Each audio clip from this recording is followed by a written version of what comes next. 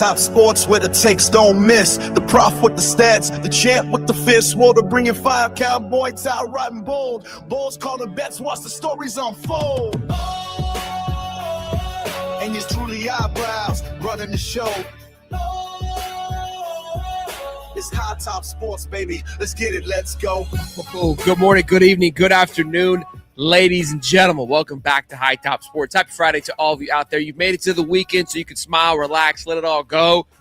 It's finally here. We got some fights this week. We'll talk about a little fighting them all, put them up. Plus, we'll get into that, and then we'll talk about some Gator football. We've got a cool little chart. I love the numbers. I love that there's so many stats and things that fly around on the internet looking at the transfer portal, what we lost versus what we brought in. So we'll discuss that a little bit. There is a player that is turning heads right now, a picture that hit the internet yesterday that has Florida fans fired up because that's what we do when it's the middle of January. Then we'll take a look around the rest of the league, see some big names that are either entering the portal or have found a new home, names that we were once associated with. I thought that was interesting. And then Cody has some things that he has to share with us as well. And Todd Golden snaps on Alabama and throw some shade. I love when a coach isn't afraid to talk his talk and walk his walk, and is now going to make for cinema in a couple of weeks when we play said Alabama basketball team. So we'll play that clip and go over that as well. But we all know with the 40-yard dash that's happening with old the prof here.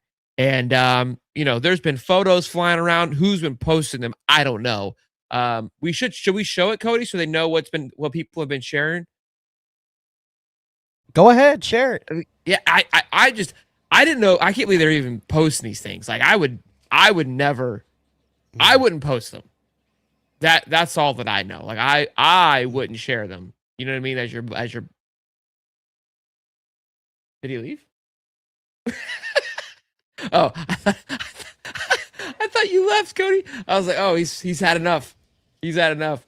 So what I've heard though, what Cody has confirmed is that bullying still works. Is what he was telling me. And this is the picture flying around the internet right now. I don't know how it keeps popping up, but it keeps it keeps showing. You told me that you booked you scheduled a gym membership yesterday. You're fired up. TRT appointment, gym membership. What more you need? Like Mike Tyson said. You've woken up the god of war, okay? This voluptuous body may have not looked like an athlete at one point in his life. But let me tell you, it's still there, okay? It's still there. It's just underneath all that blanket. You know what I mean? Yep. Blanket's gone. Blanket's gone. What did Mike Tyson say? Woken up the god of war. The god of worth. That's what he said. Yeah. He's woke up the god of worth. Oh man. So you're look, I'm proud. Okay. I think I'm happy that bullying still works, that you're this motivated. Because we had our guy calling yesterday. He was ready to fight. He was ready to go. Ex-Marine was ready to take it to Pound Town. So what are we shooting for? I think like if you're gonna do all these things, I need a number. We shoot some 5. I mean, 5.0 is obviously the goal. I mean, okay, all right. You run a 5.0 as a 35-year-old man. 3 months. Going into this thing 3 months before. I'd be pretty proud of that. I'd have to say.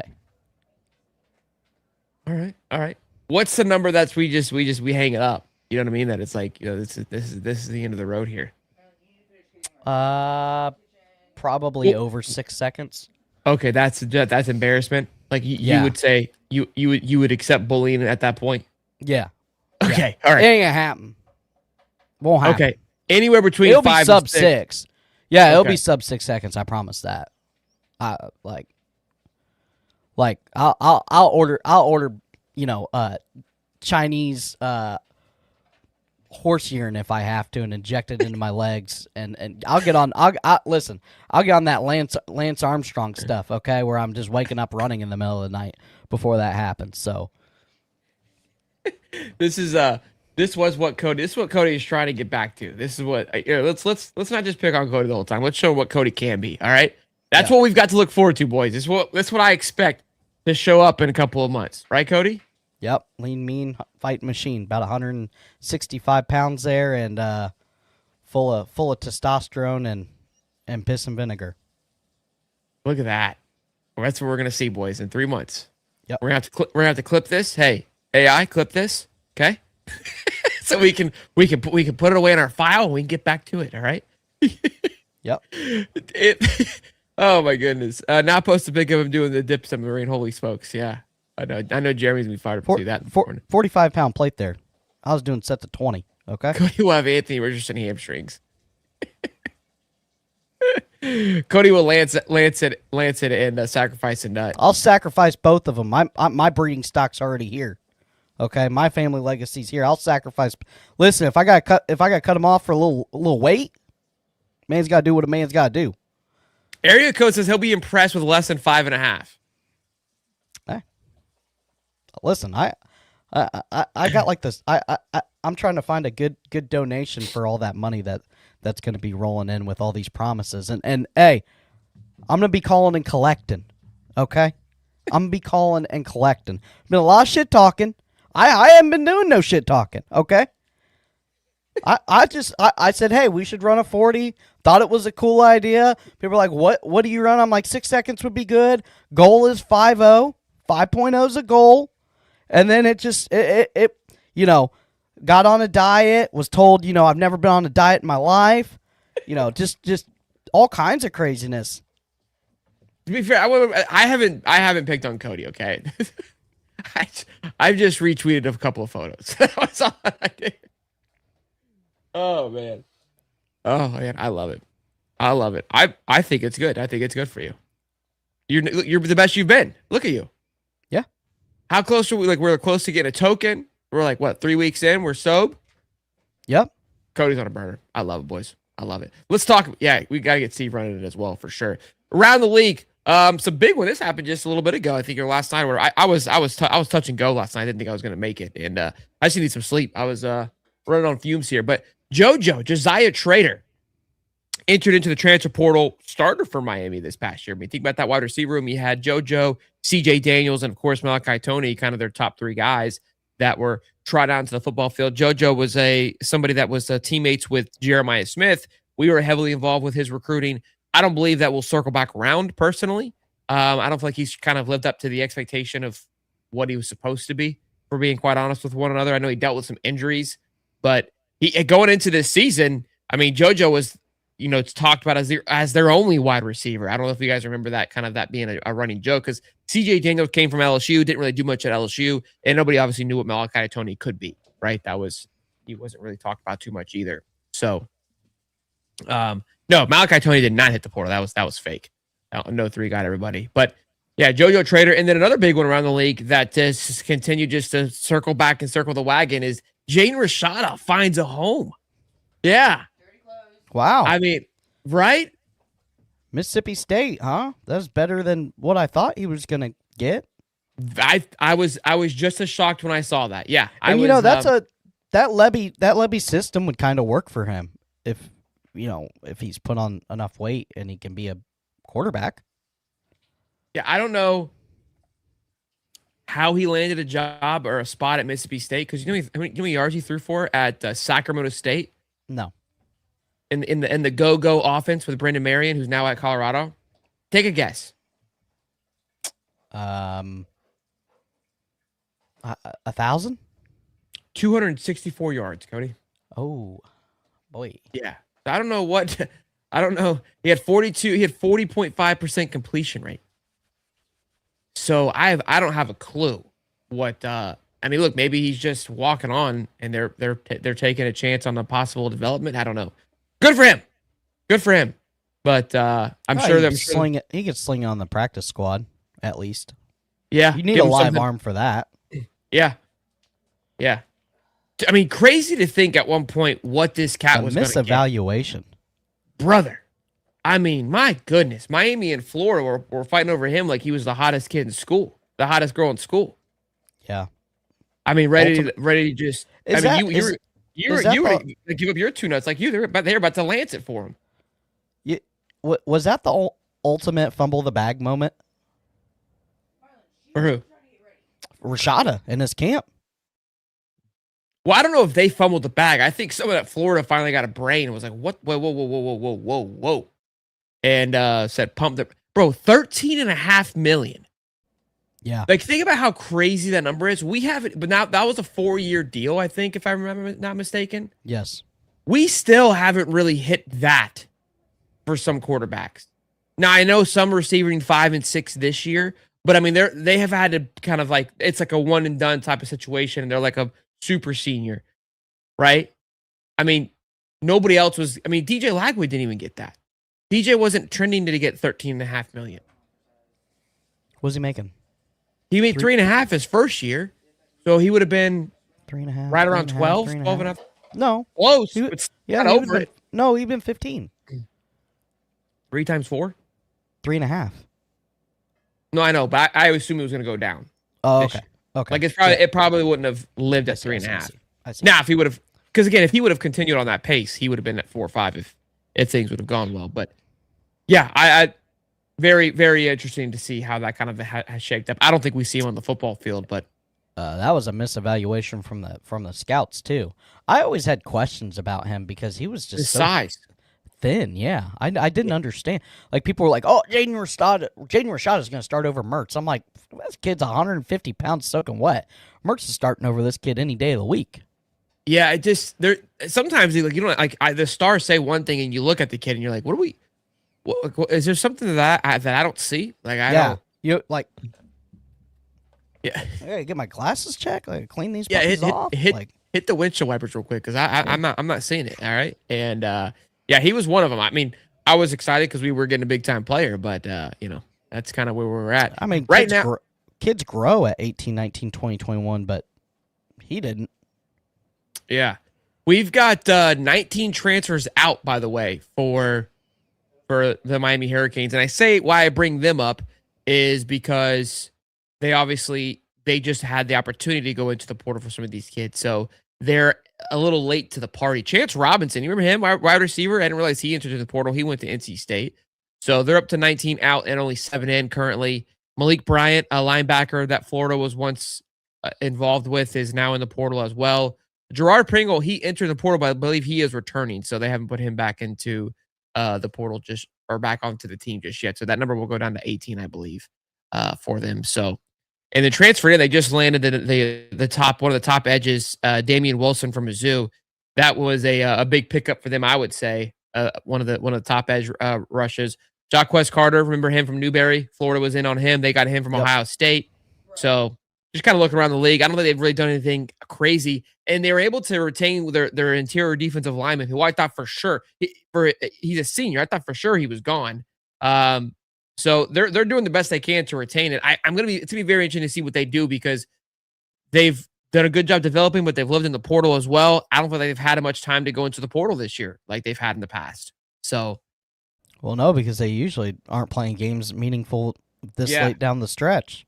Yeah, they got plenty of time to pick the talent. When here's another thing too is, what are they going to do at quarterback?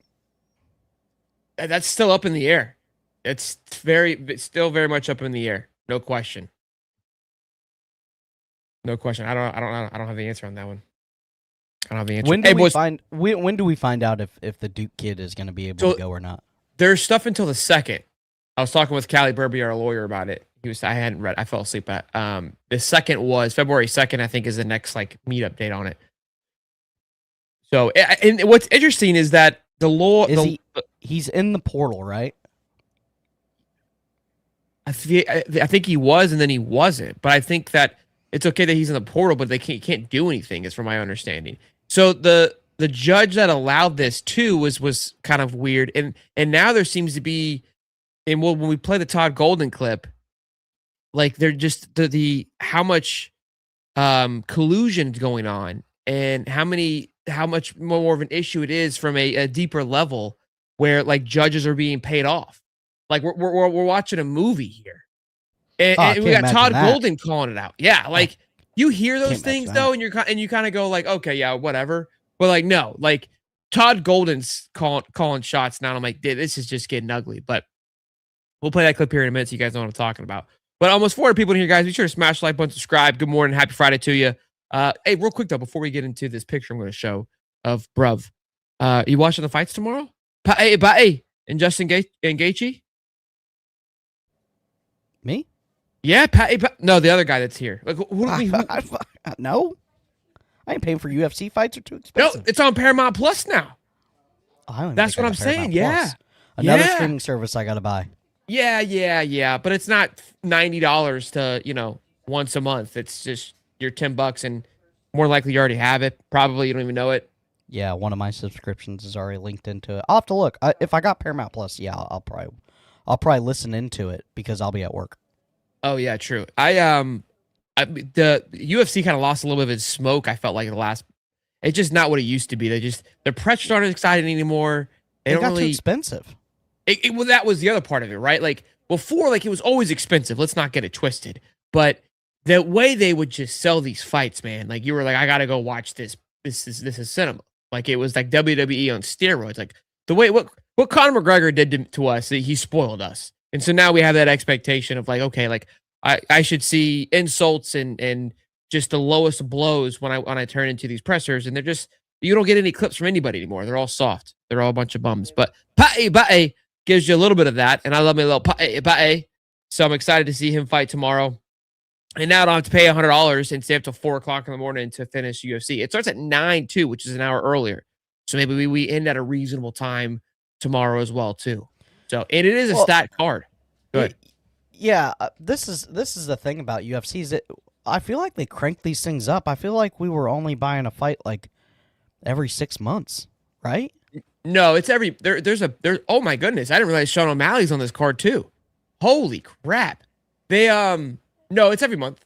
Once a month. Has it always been every month? Yeah, I mean, depending on the value that you tune in. Like I guess I was only I bought some Anderson Silva fights. I bought some McGregor fights. I've bought I'm trying to think. I've bought a couple fights, but I remember like we would just all go to B-dubs and watch the fight. I feel like it's lost its lust maybe a little bit or Well, again, like it's the fights have gotten a little more. All the Russians have taken over, and they just suffocate everybody, just submission everybody. That doesn't bother me. It bothers. Well, no, it's not. It's not exciting. They just dominate. The other thing too is like, I feel like the big fights of the year haven't like they've lost their luster too. Maybe we just lived during the prime of UFC. Yeah, look, I think part of it was just like the way that McGregor would hype it up. Like there was bad blood. Like you wanted to tune in and see. Like I bought the fight where what's her name got head kicked. Yeah, Holly Holm and Holly Holm's head Ronda kicked, Rousey. Ronda Rousey, that was awesome. And it's one of those things where we just don't have that anymore. We don't have the notoriety. Well, that's what I'm saying. All the Russians are they're just taking everybody, just holding you for 25 minutes, and it's like, all right, like, well, that was. So if you see those guys on the card, you're like, no, thanks. Look, Ba'e and Justin Gaethje are going to be that's. I mean, Justin will swing for the fence. That's what I'm saying. That guy's a dog. He's unconscious. And Sean O'Malley and Song Yadong, that'll be good. That should be fun. Derek Lewis is always a blast to watch, and then Natalia Silva. Rose. Oh my goodness, my girl Rose is back. I haven't seen her in forever. She's fallen off. She was an absolute animal too during that time. And then you've got Arnold Allen and Gene Sylvia. It looked like Amanda Nunes was supposed to fight, but got canceled. Yeah, great card. So I'll be tuning in. And at 9 p.m. reasonable time. As I get older, it's like I watch less of it. Maybe just because I was a single Marine and we didn't have anything else to do, so we were like, hey, let's load up to beat. Yeah, we'll stay up till 2:00 in the morning on Saturday isn't really viable anymore either. So that's part of it. Sure. Speaking of just absolutely ripped gentlemen, not quite Cody ripped back in the day, but this photo right here hit the internet yesterday, and I would say broke it. It's of a guy, Emmanuel. It's Bruv. It's the Jacksonville State kid, our lineman / edge. Shredded. Oh my goodness! Talk about. I mean, look at the part. Like obviously, I get it. Who cares how he looks like? He's got to play on the football field. I can just read the chat already. But yeah, I hear you and I love it. Something I saw a comment they posted in our Discord. I mean, I don't pay enough to the detail. Maybe someone in the chat will know kind of the purpose of this, or maybe we didn't do it last year that somebody noticed it. But I guess they're wearing weightlifting shoes, or yeah, I believe versus just like tennis shoes, which is I guess the last regime did. And somebody asked Wit in the comments like, "Hey, is there a reason you use, weightlifting shoes versus non?" And he goes, "Yeah." That's all he said. But it'd be nice to know what the reasoning and difference is. I don't know. I don't work out like that to know if there is a value. I'm sure probably in the sense of just like a protection is what was one thing that I would get.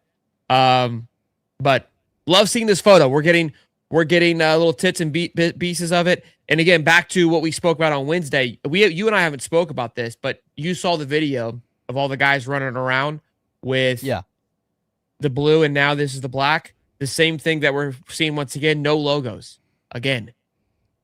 And what I'm excited to now, I think we all kind of figured out, is who's going to start earning the logo. Yeah, right? It'll be interesting if you start seeing captains first. Hold on, he's got a pretty particular build. I think I found the build NFL comp here. Let me share the screen here. Oh, zoom in. That's hell of a comp. I mean, they kind of look the same. Yeah. I hope he disrupts the edge the same way too. I mean, yeah. Golly, dude.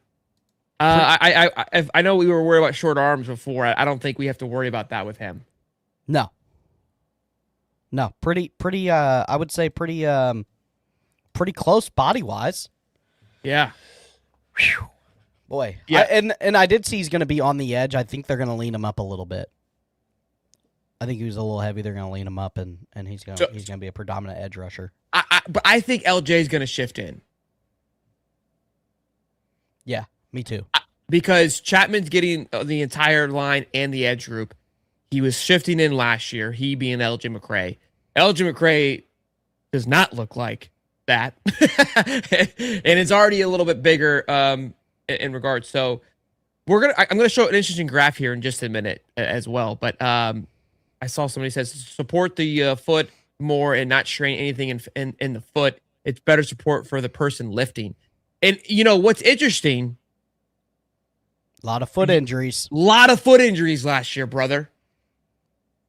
How I mean, like that just and again, I was wondering, we how many times did we ask? Like my thing, like leg injuries, those kind of things, like those happen. But the foot injury was weird to me. I'm like, how are you getting foot injuries? Like it wasn't just like one player. Like LJ McCray had a foot injury. Dallas had a foot injury. Who? Banks had a foot injury. Yeah, you're right. Who knows who else? I don't know. But Dolly. Three of them we know for a fact had major foot injuries. And I'm like, how are they getting foot injuries? And there we go. We go. So I know we talked, because I always wondered, how does strength and conditioning cause injuries? I know how it causes injuries, but like how are we? Last year was the first time that I raised my hand of like, okay, everyone's getting the same injury. Something's happening. Yeah. But I don't know enough to know what to ask. But clearly, I mean, just by that alone, like realizing we were wearing tennis shoes, that's crazy. So these guys, yeah, and again, they were throwing up monster weight. And I could imagine if you're putting up monster weight, don't have good support, well, that's where all the pressure goes. It's probably it was probably the tendon that they were, like a turf toe. Like it's that tendon at the bottom of your foot that gets hurt. That's what turf toe is. It's not in the toe. Yeah. I know turf toe is also an issue, but I mean, again, three people getting it is the thing is that I was weird. And three big guys that were throwing up monster weight, I'm sure. No question. And Dally was probably slinging that thing around. High Top UFC channel with watch parties. We used to do the watch parties here for the UFC stuff. I'm here to co-host UFC High Top. I love it. Yeah, I wanted to get into it like two years ago. It's just hard to. It's just another thing I gotta keep in track of. Weightlifting shoes provide more stability and less stress on knees, which is also huge. Yeah. Did we not? I mean, I would hate to think that we didn't use. I kind of want to look now, but the fact that somebody noticed it made me think that we didn't do it last year. I'm gonna go on the Florida Gator football channel right now and see if it's there. If there's photos from last year that show us lifting and to see how it looks. And then I'm gonna pull up this graph. I love Twitter, man. There's so many just smart people that know how to use charts and whatnot. And I'm gonna work on a project. I probably have it done by Monday. I'm going to do what we've done before. I like to always play the game where I'm gonna take the three teams that somebody mentioned, LSU, Bama, Georgia, and ourselves, and then look out and place a graphic of the O-line and how many stars there are for each position, and just show you the stars and then total snaps for each group, and then maybe one more chart and not put any titles on it. And then we'll see how everyone matches up with everybody. We take the logos away. Oh, the average size. The average size was going to be the other one that I do. And that way we can really get a good feel about it, and there's no biasy, right? So you'll see. Hopefully that makes sense. But okay. Does old dad need to buy weightlifting shoes? I'm throwing up that heavy weight. You're stressing out now? Well, I want to get injured. That's true. Foot injury. I gotta find photos from last year now. There'll be plenty. There'll be plenty. Or videos too, I'm sure. All right, here we go. Air Maxes, Jordans.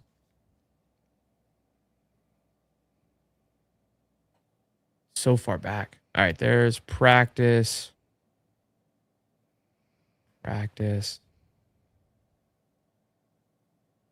Also, too, somebody said, "Hey, High Top Sports Gator Baseball channel is awesome." Thank you, Compton. Yeah, our guy David, he's rock and roll. Just posted a second video yesterday, guys, on a burner. I love it.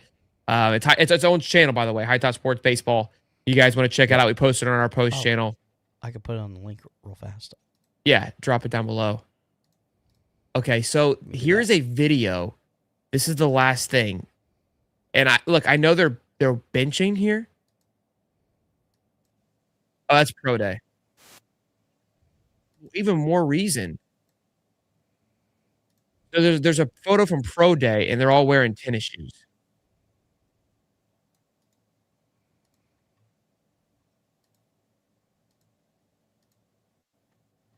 Yeah, I think they deleted all the. If either I can't read, it's not loading, or they deleted it. I can't go back that far to see what they were wearing. But on pro day, they were wearing tennis shoes. Now that's obviously up to the person, but again, very interesting. Very interesting. Let me show this graphic here. Let's go a little bit bigger. So this is showing you what went out and what came in from a transfer portal perspective. Okay. Okay.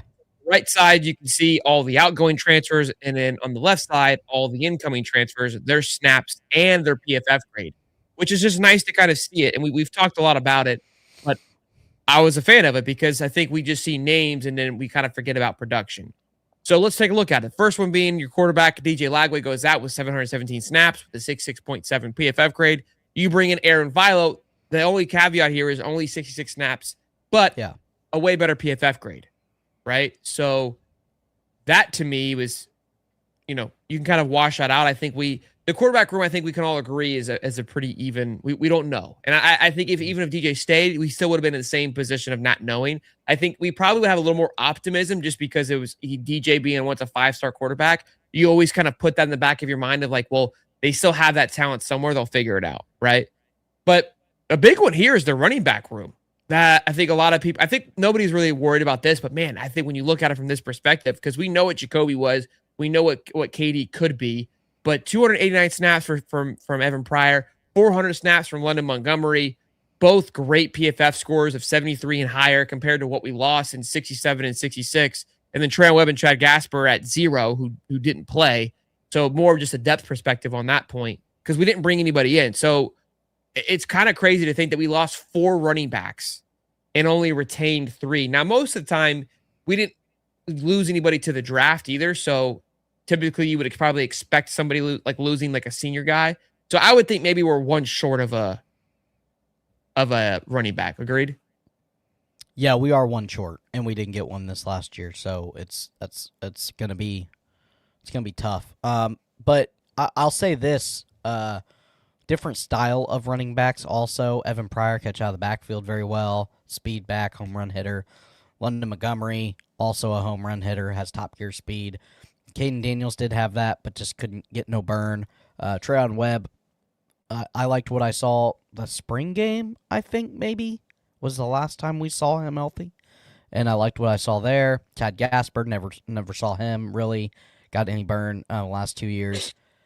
Jacoby Jackson, I think he was. I think the best part about this running back room is Ball and Jacoby Jackson didn't really complement each other. They were kind of the same back, and so kind of same speed, kind of same running style.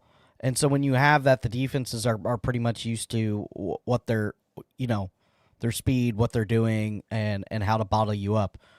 When you turn around and you run with Ball, and then you get a change of pace back like Evan Pryor and London Montgomery, you're getting something totally different. I mean, you're getting true home run, lightning in the bottle.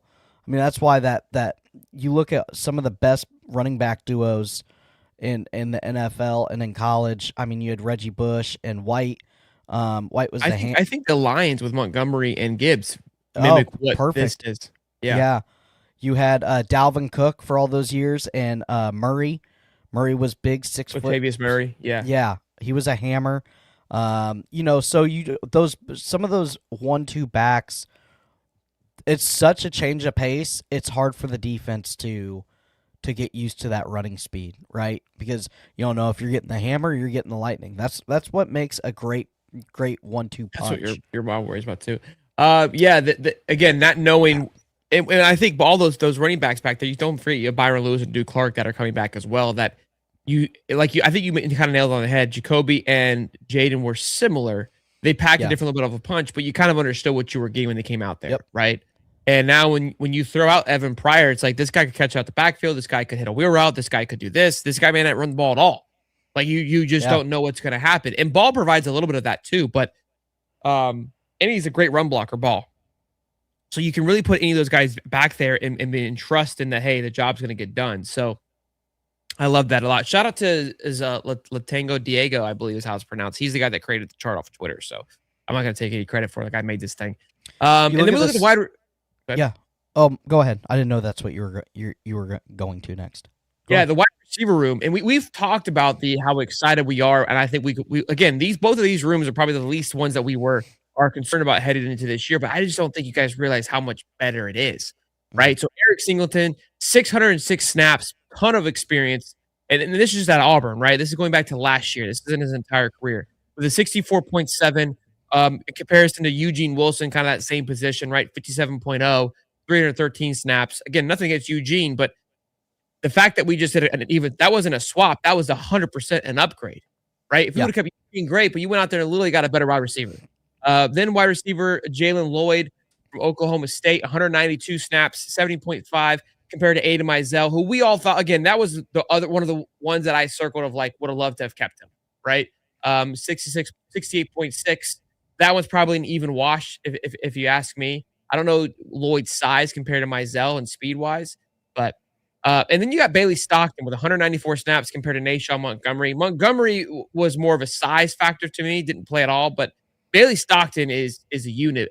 Keith Niebuhr just posted an article about kind of explaining his toughness and his mentality and what he brings, Bailey Stockton. So, again, a very experienced guy you're bringing to the mix and somebody that coordinator and quarterback are familiar with. So I love the addition a lot. And then Micah Mays from Wake Forest, who had 417 snaps and 56.2, which is, again, comparatively to Tank Hawkins, who had 37 snaps with 56.1. And again, if you only have 37 snaps and your grade's that low, that's usually not that great. So 417 snaps is a ton of playing time. I think Micah Mays might be one of those can't think of it, like a underrated player that's going to come in and we're going to be talking a lot about because of just where he played. I think played a factor of it too. So wide receiver room was upgraded tremendously. Yeah, I think the only one that really kind of hurts me a little bit is Nashawn Montgomery. That guy's going to probably do For great sure. things one day. That guy's going to be an NFL wide receiver, barring injury or getting in trouble or what have you. When I saw him at the spring game absolutely explode, I mean, before he got injured, the kid has all the tools. Why he didn't get more burn, I don't know. I don't know if it was injury. I don't know if it was attitude. I don't know. But I feel like that it was kind of maybe a small miss by the staff. But maybe he just didn't want to be here. Also, maybe he was frustrated or what have you. He waited a while though. Yeah, yeah. He So did. I it is interesting to see how that all shaked up. Then the tight end room. I'm very excited about the tight end room. Like I am through the roof with it. You've got look at the comparison. Hayden Hansen with 746 snaps, 51.4 PFF grade compared to James Madison's Lakata Dupree with 507 snaps with a 75.6 PFF grade. I'm pumped for that young man alongside Amir Jackson and then Luke Harping, who was one spot behind Amir Jackson in that same class with 227 snaps at 65.2. Would have loved to have kept Tony Livingston in that group, and we did have all of them at one point, which I was like, yo. But again, you kind of look, if you're Tony, you look around that room, it gets pretty thick because then you have Hezzy Kent coming in as well too. So Tony's fighting for a spot. You got Amir Jackson, who probably is anticipated to be put to play more. I would say Lakata Dupree is probably going to play more. And so that Tony's fighting those two guys plus Luke Harping, who understands the offense. I think that was probably where he looked at it of like, I can't keep fighting for a spot. He finally just got the spot at Florida, and now I'm fighting for it again. And that happens. I think that's what people don't understand is that when new regime comes in, they're like, hey, we're going to do our best. But then they look around, it's like, look, I can't do this. I'm not going to make it. Yeah, and Hayden Hansen absolute unit that he was. It was always frustrating, because he struggled at times with catching, struggled at times with blocking. It was almost like he was just big and strong for no reason. Yeah. You know what I mean? It was like, golly, this kid's a unit. Like, but what are we doing here? I understand why he got a lot of burn. I mean, you see his size and just how he moves. But it's like, man, what are we doing? This can't be the best guy that we can get at Florida. And so I'm happy about the upgrade there on both of them. I know it's a kid from James Madison, but if we've learned anything this last year, it's that guys that produce at the G5 level seem to come in and figure it out at the next level, SEC and Big Ten level. So we just watched Indiana win national championship with a bunch of guys like Lakata Dupree. Lakata Dupree, baby. I love it. Cody on a burner today. I love it. And then we look at this offensive line, which is where people are nervous about. We're going to look. I have the defensive chart over here, so nobody panic, okay? And I think what's and I'm going to be critical here because I think every position we just looked at, we didn't lose anybody to the draft or by graduation that was impactful. Agreed? Yes. Now, this is where we start to do that. With O-line and D-line, we did. So although this looks like we won the portal, which we did on what we brought in, and that's why I was like, again, I kept saying, I'm like, everyone's like freaking out about who left. Look at the scores. Look at the snaps. This is what I was saying. This is everything that I was literally beating the drum of when it was happening. Everyone's like, oh, you can't just say that about every single player. It's like, well, that's what's happening. Don't yell at me. There was like 6 dudes, and we see the 6 dudes. Aiden Mizell is one of them. Eugene was one of them. But you replace it like so fast it didn't even matter. So that one's a wash. Tony Livingston was another one that I would have liked to kept, like I just said, but that room is very thick with a lot of experience. And in the quarterback room, it had to happen, right? It had to. It was the relationship was done. It was time to go on. It didn't have to happen, I guess. I shouldn't say that, but that room was going to have to be competitive regardless. So you're going to have to go get Philo, even if you kept DJ Lagway, right? Yep. No, we didn't get that medically retired kid from Georgia. I doubt we accepted him. He went to like Colorado State or something. I doubt he got much clearance from anybody, if I'm being honest.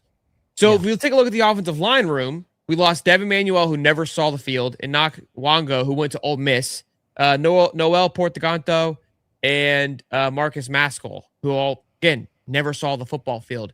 And you're bringing it in with guys that have 500, 600, and 340 snaps, and they have a score. They played. I mean, that to me is massive, right? On top of the guys that have already been being groomed, like Jason Zammadella. Najee Harris is returning. So you have 4 spots that you've got to go fix. Well, Jason Zammadella is a 5-star offensive lineman that has a PFF grade, that had snaps last year. Big Rod has snaps. He's also coming back. And then you've got Fletcher, who didn't play much, but again, top 4-star offensive tackle that was expected to play last year until he got hurt. And then, of course, you've got on the other side Tavarian Dice, who was once committed to Auburn. So that's where your tackle room is, okay? And then, of course, you bring in 2 tackles in Egan Boyer and Emeka Agore, who, yes, was PFF grades atrocious, but obviously saw that a true freshman getting 500 snaps at Stanford. We're like, hey, the guy's got a lot of playing time, more than most can say, against a P4 talent that was on a very bad offensive football team, like what we see here. That one could be a quiet treat. But from the 4 that left that you can control leaving, right? You went out there and replaced it. I mean, like, you literally kicked out non-production and brought in a ton of production. That also played with our coach and Egan Boyer and TJ Shanahan and Harrison Moore. So familiarity there as well. Again, you lost 3 guys, which is Damian George, Jake Slaughter, and Barber to the draft. There's nothing you could do about that. So those are the 3 that I think everyone's like, hey, how do we replace those? And that's going to be where we were trying to hope to do in the portal, which we did not, I don't believe. But I believe that we did, but not to the way we thought people wanted them to do. But when you look at it like this, you're like, man, maybe it wasn't as crazy as we thought. And I think when you look at the offensive line, I believe Devin Emmanuel and Inchu I think they were older than Fletcher Westphal, and Fletcher Westphal minus the wrist injury or he's hand a injury. redshirt like freshman. Yeah, He's got 3 years left. He has his whole career left, I think. But if you remember during spring ball before the injury that he was going to be slated as the next guy. I mean, he was going to be one of those offensive tackles. He would have played a lot last year if he doesn't get hurt. And that was going to be he's going to his 3rd year, and I'm pretty sure he probably redshirted his first year and then gray shirted the last year. So he has 4 years of eligibility left. Like, that's what people aren't looking at. It's like, you can't, like, this guy's going to do his 3rd year. He's been being groomed. He has the talent. He got kids massive. I'm excited for that. I'm pumped. Smart. I'm beyond pumped. Smart. Very smart. He's very probably smart. I mean, he's probably one of the upper echelons in IQs. Bro, just the I way talk that to his dad on any chance that I get to. Unreal. Intelligent. The way that family just functions is just at another level. Like, when I talked to his dad about staying at Florida, he's like, yeah, we're not going anywhere. Like, when we chose Florida. When his dad came on and whipped out the spreadsheets of different schools and the pros and cons, and he was talking about, well, you have to get an Uber every time here, and this one doesn't have a great meal plan, and it's like the amount of research that this guy did for sending his kid to the university. And I'm sure that he, being a Florida kid was, he probably wanted to go to Florida, and that has a little bit to do with it. But when it all comes down, you can tell that family is very buttoned up and highly, highly, highly intelligent. And he's 6'8", 342 coming out of high school, bro. Yeah, he's big. He's a big guy. Yeah. So he's got the size. I think the technique's going to be there. And then having a year under Troutwine, I think it's going to do wonders. So yep. He's got all spring and all fall to work. And he really should technically be a junior, right? It'd be his junior season. Yeah, correct. Yeah. So we're trying to see what he's a redshirt freshman. That's what he's listed as. Yeah.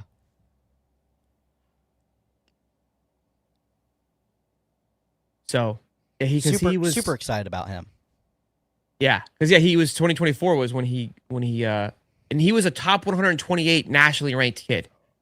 And it's so we got Fletcher at the left tackle, which that's what you want. Like I mean, that's you should be excited as a fan having a 4-star guy with that type of upside as your tackle. Then you got Najee Harris at guard. Then at center, you have the rotation between either Harrison Moore from Georgia Tech with 611 snaps, Jason Zamadella, or Big Rod. Like, that is your center position. I don't know how they're going to figure that out, but they figured that out. Then you go to right guard, and if whatever one of those guys doesn't play center, now you've got either Big Rod, Harrison Moore, Jason Zamadella at that position, right? On top of TJ Shanahan thrown into the mix as well. The only thing that's unknown right now is that right tackle position, which is the Egan Boyers where he slides in, Tavarian Dice from Auburn, and you still have Caden Jones and Bryce Lovett from last year. Yep. Now, I know they weren't the greatest things, but they started getting better and better, and that's where it's like, well, hold on, wait a minute. That's why I'm going to do this chart, because I don't think people realize where this offensive line may stand, for being honest. It also, produced a 1,000-back runner last year, too, even with its troubles. Let's take a look at the defensive side of the ball, and then I got to get going here in just a minute. We burning into your time. They're having fun, you just forget. Yeah. Get lost in the sauce. Yeah, just tell the boss you're in traffic.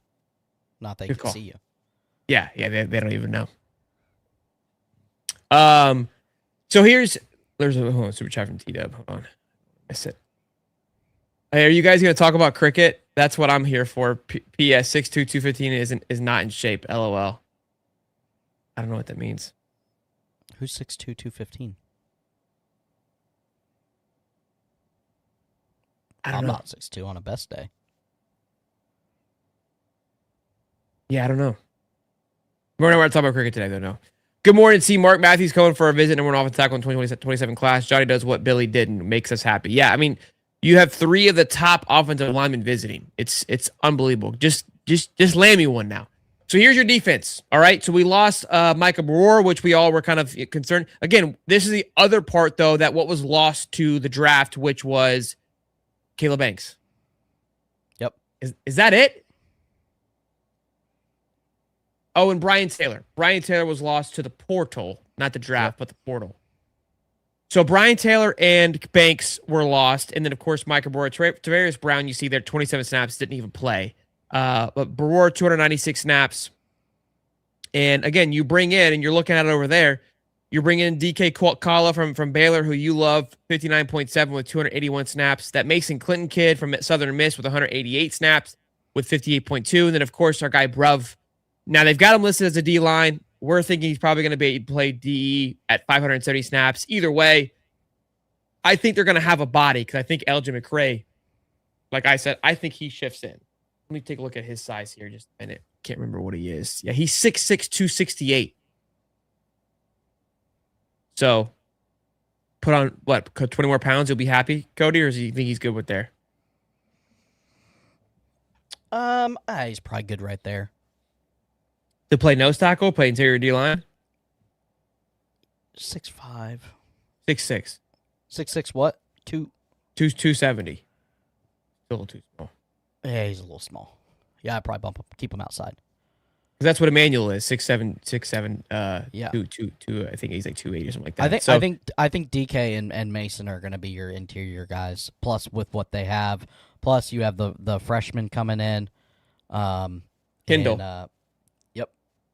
So yeah, let's see what DK's size is. He's 6'4", 309. Yeah. And I think Mason was kind of similar to that as well too on size. I don't know how big Kendall Gervil is though. I'm looking at it now. Kendall Gervil 6'4", 310. Yep. So maybe that's where they weren't too concerned about filling in that tackle. Because they've got him listed as a nose guard and tackle on this. So maybe that's where they're going to plug in the holes with. How much was Mason Clinton? Was he 315? I didn't go to him. I don't think he's that big, but maybe he is. He is 300 pounds, 6'5", 300. Okay. Yeah, so those are your interior guys.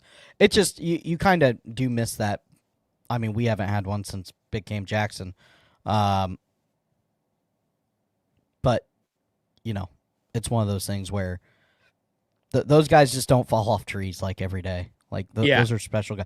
Like when you see a guy like Stephen Harris, like you realize that like those guys just aren't made every day. Yeah. And then linebacker room, Grayson Howard, obviously we know we lost that to USF. TJ Bullardmore feels like it was more of a piece because I think that room was already set. Like you weren't going to go get anything better than you spent your money in Robinson, Childs, and retaining Miles. guys that probably could have easily left. Like Robinson could have easily moved on. I don't know if he was NFL ready yet, but you spent a lot of money on retaining, and so that's where all of that went. The DB room again, where a lot of us were kind of scratching our head with the Sharif Denson and Aaron Gates. Aaron Gates more so hurt me more than anything.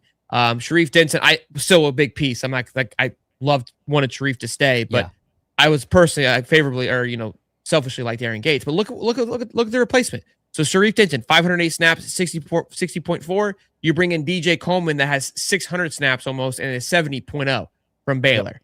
So a much improved player. You got the experience, and arguably more talent, right? Then you bring in. What's interesting is Kanye Clark has 3 years of eligibility left from UCLA with 207 snaps and 64.1. Aaron Gates, why is he only 77? He's injured. They dealt with a lot of injuries. Then you bring in Jordan Lowry, who we landed last night or 2 days ago, with 400 snaps, 62.6. And you can see we lost Jameer Grimsley, who was a freshman, who only had 25 snaps with 36.3. Boy, was getting cooked like bread. And then Cam Dooley, the safety from Kentucky, with 400 snaps. A little bit less than Jordan Castell, but it's almost a 70-point PFF grade compared to Castell's 55.3. And the other two guys we lost were Teddy Foster with 12 snaps and Josiah Davis with 0 snaps. But we know the cornerback room and safety room that we are bringing in are just through the ceiling. Teddy Foster and Josiah Davis were 3-star recruits. They were filler pieces when they got recruited. They weren't ever supposed to be pieces. The only one on this chart that was supposed to turn into something would be Jameer Grimsley. And not everybody works out. So we've said it. I've said it. They absolutely crushed the portal. Crushed it. Yeah. Here's the thing with that DB room. Sharif Denson, I would have kept. I don't care what the PFF grade says. That guy in the run game was pivotal. He made a lot of. I don't think he wanted to stay. I agree. He didn't want to stay. You saw his tweet. I'm just saying swap for swap. I'm taking Sharif Denson out of over all these kids. Just because I saw what he did. You liked him. Yeah. Great open field tackler. Aaron Gates, when healthy, probably the best nickel corner in all the SEC. I'd bet my reputation on it. When healthy. I mean, that guy was a spark plug, big hitter. How many stretched out run plays did he one-on-one, tackle for a loss and they don't get the first down? We saw him make plays like that over and over and over, again with the health. Jamrock Grimsley, we need to actually call the Secret Service. We need to call the FBI. We need to call the CIA and see what happened there. How two different cornerback coaches couldn't get him to work. And this is a guy that was recruited by Nick Saban himself at Alabama. I mean, remember, we got him in the portal. Yeah, after the Saban switch. Yeah. Elite in high school, just couldn't put it together in college. You talk about a flail out boy, and I hope the best for him. I don't know. I don't even know if he's landed anywhere. Has he? Let me take a look. Teddy Foster, obviously, Young didn't get a lot of snaps. I was okay with him leaving. Jordan Castell, I had saw enough. The constant decline in productivity, I'm not going to necessarily blame it on him. We did have a rotation of DB coaches every year, 3 different DCs also under Jordan Castell's tutelage. So, running 3 different schemes, 3 different DB coaches. It was a mess back there. But you saw it didn't get any better year after year. And the bright spots for Jordan Castell, you saw less and less of them.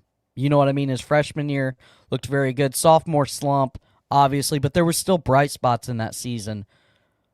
This year was rough.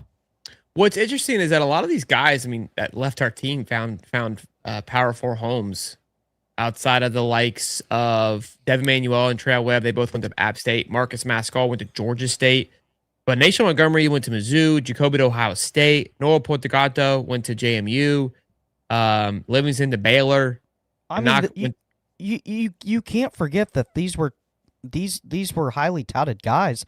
This is the combined class of of a top 9, 10, and 11 recruiting class, yeah, these these big schools are going to go after them. Big 10, SEC, Big 12, because like I said, every coach has an ego, and every coach thinks, oh, those coaches didn't know what they had, and I can fix them.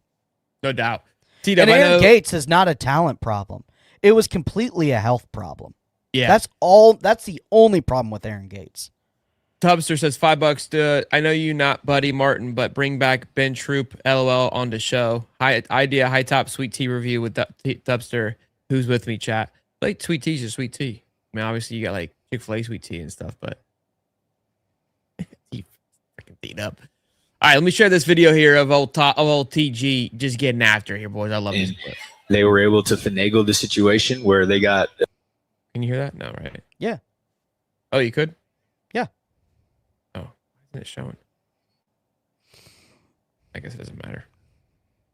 And they were able to finagle the situation where they got a judge in Alabama that is actually a donor at Alabama to, write a temporary restraining order to allow this guy to play games in Alabama. I think there's a lot of people that aren't necessarily happy about it and don't necessarily agree with it. But, with all this intervention from judges, there's only so much the league can do. There's only so much other member schools in the league can do. And we just need some people to stand up and start taking a stand. And, this guy had a great opportunity. He was at Alabama for 2 years. He played there. He was there during the NIL era. He was aware of what he was giving up by declaring to go to the draft. He stayed in past the date. That has always been, if you stay in and you sign a contract, you're done. So I think this is a slippery slope. You're going to play them a week from Sunday. Is it a distraction? We're going to beat him anyways.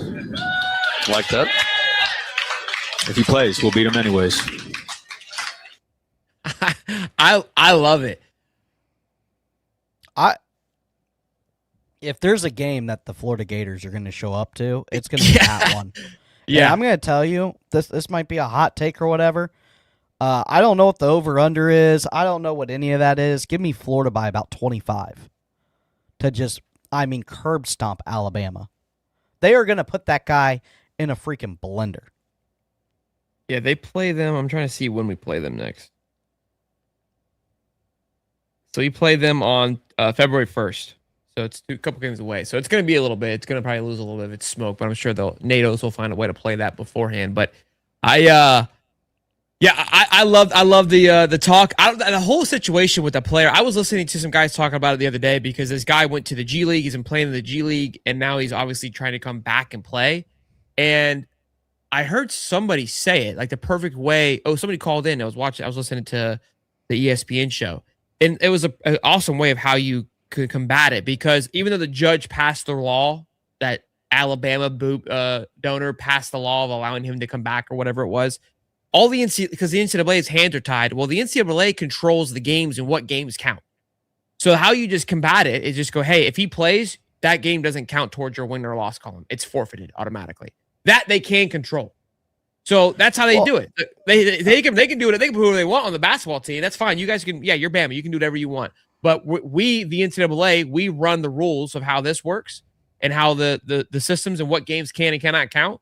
So we're just going to say they can't count, and then we'll be out of it. I was also trying to play devil's advocate a little bit, too, of like if the kid, because now everyone's getting paid, there is that sense of, are they really being, are they really a pro athlete now? But Todd kind of nailed it on the head. It's like when you make the decision to enter into the draft, you were in the understanding that you cannot come back. Like that is the rule. And the point of having those rules is for incoming freshmen, right? The devil's advocate, the way that I was looking at it is if he comes back, because if he has technically 2 years of eligibility, he didn't use his eligibility, even though he forfeited it by signing the contract. And if they find loopholes to unforfeit it, if he's the best guy on the court, then so be it. Like that's kind of how I view it a little bit. But I do understand the side of it of, you have rules in place. The problem is that it's hard to go, hey, these rules are in place. I'm a believer of that, and I think you have to follow those rules. But it seems like nobody's following the rules anymore. So it's like I can't even use that as a base, because No, everyone keeps to find a way to get around it. It doesn't make any sense. What classes is he taking? How's he academically eligible? I have no idea. I'm sure He they didn't can find graduate. something. They did the same thing with Carson Beck. I mean, they'll find something to get him in. Well, yeah, he was a grad transfer. That's different. So was Mertz. But what? No, this is the problem. Is what? When did he enroll in school? We're in the season. I know. So what? Well, you're just going to call up all the NBA players that still have it. So he can come back right now because the schools, the new semester's just starting. So that's probably why it's happening now. You can join at each semester. Like college doesn't work like typical school. Like you can join in a January semester. So he could join right now. Is what I'm getting just at. Sign up. Well, he can enroll for class. He can enroll for class. Yes. Like actually. Like that doesn't. So there's no cutoff date on rosters on half an. I mean, my little league has a cutoff date of when you can play in the league. Well, again, that's what I'm saying. All these rules keep getting just brushed to the side. I don't know. Clearly not. I don't know. They're finding ways to get around it. Yeah, look, I see. So there's no devil's advocate for this. I was just trying to I was listening to the conversation, and I always try to look at it from the other side of it. But again, this is something that we've had is for there's rules. Like it would be. I mean, I guess the best way of looking at it would be like if I have eligibility left to go play t-ball, right? Yeah, and it's like, well, oh no, there's an age limit. Okay, so there's no difference here if I can get it passed, or it's like, hey, I didn't get to. Mentally, I feel like I'm a 7-year-old. 2026, you can do whatever you want nowadays. So I identify as a 7-year-old, so can I come play this now? And I want to just go throttle some 7-year-olds. I would crush. I would be on the All-Star team. I would hope so. I'd be the MVP. You mean strikeouts I'd have? Be burning past those kids. Yeah, it's just this is like at some point. You have to look yourself in the mirror and wake up and say, is what I'm doing, is this what little glimmer of extra talent he's bringing? Is this good for the sport? Is it worth that? Yeah. If you're Nate Oates, is it worth the headache? Is it worth damaging the sport for, are you that poor? Is he that much better at, I mean, I'm pretty sure LeBron, he's got 4 years of eligibility. Yeah, he could still come back technically. I mean, what's the line? There is no line. Based on what he's saying, he could still play. Based on this here, maybe the only other caveat's well, no, he played in the NBA. The G League's a little bit different. That would be the only thing, but that's what you're implying. Well, they've already did that with the Euro leagues but Urban had to sit out. Who? Urban, because he played Euro League, professional Euro League. I think that's there is a caveat to that because again, Noah Pontegato, who came over, he played a pro league over there too. Yeah, we don't view those pro leagues as the same as the pro leagues over here. That's also always been a rule. So those. Yeah. So we doing that in baseball? Tom's trying to come back. Is that actually? Is he just? Are you trolling? What about baseball? Yeah, you can't. Same thing happens at baseball. If we got a bunch. Can we get? Can we get Cags back? Can we get Caglione back? I mean, he was a junior when he went. Yeah, he's in the lower level. He's what, single A? Because I went to school. I went to school with a kid from high school. His name was Avi Romero. He was a stud. And out of high school, this was obviously before NIL era. He could have had a full ride to UF. Or go pro and play he didn't know he was going to go draft yet. And so obviously the decision's where am I going to get drafted? And depending on how much money I get, I think he got drafted the 3rd round or something like that. I was actually talking about this the other day because he chose to go to the draft and he got $1 million signing bonus, which at that time, bro, this was 10, 15 years ago now. Yeah. 12, 13 years ago now. That was a lot. I mean, he got he only lasted 5 or 6 years, but again, that was it. He couldn't, and I remember that being a discussion amongst us kids of man, do you forego your college, your ability to get a college degree? It's paid for because once you go pro, that's it. The decision's made. Yep. I remember in high school, having that conversation and knowing the consequences of like, yeah, like this is huge for him. And like all of us are like, yo, but it's $1 million. Like you gotta go get that money. Like, and then he got like a Raptor. We're like, oh, that's sick.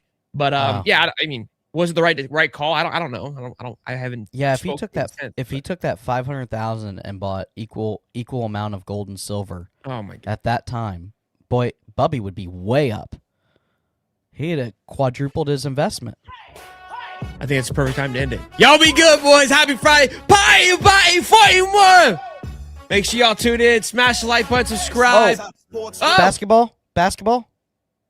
We got Auburn this weekend, 4 o'clock. Smash the like button, subscribe. Peace and love, baby. Bulls calling bets, watch the stories unfold. And it's truly eyebrow.